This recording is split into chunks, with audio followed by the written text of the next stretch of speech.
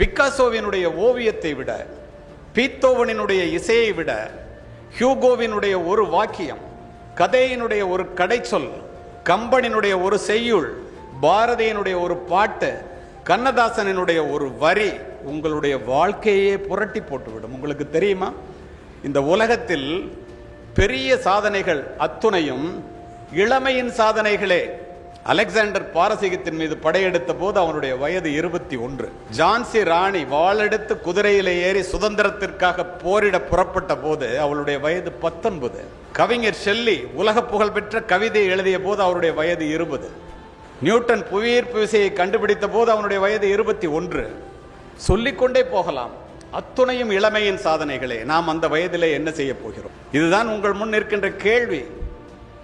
படிக்காமல் இருப்பதை விட பிறக்காமல் இருப்பதே மேல் என்கிறான் பேரறிஞன் பிளேட்டோ. பெற்ற பிள்ளை கைவிட்டாலும் கற்ற கல்வி கைவிடாது மகாத்மா காந்தி.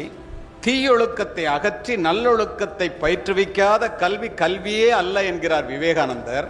அத்துணை பேரும் ஏன் படி படி என்று சொல்லுகிறார்கள்? அறியாமை என்பது வெட்கப்பட வேண்டிய ஒன்று. அறிந்து கொள்ளவே விருப்பம் இல்லாமை என்பது அதனை விட வெட்கக்கேடு என்கிறான் பெஞ்சமின் பிராங்க்லின். அறியாமையை அகற்றுவது எது? அறிவு. அந்த அறிவை எங்கிருந்து பெற முடியும்? புத்தகங்களிலிருந்து மட்டுமே பெற முடியும் நண்பர்களே.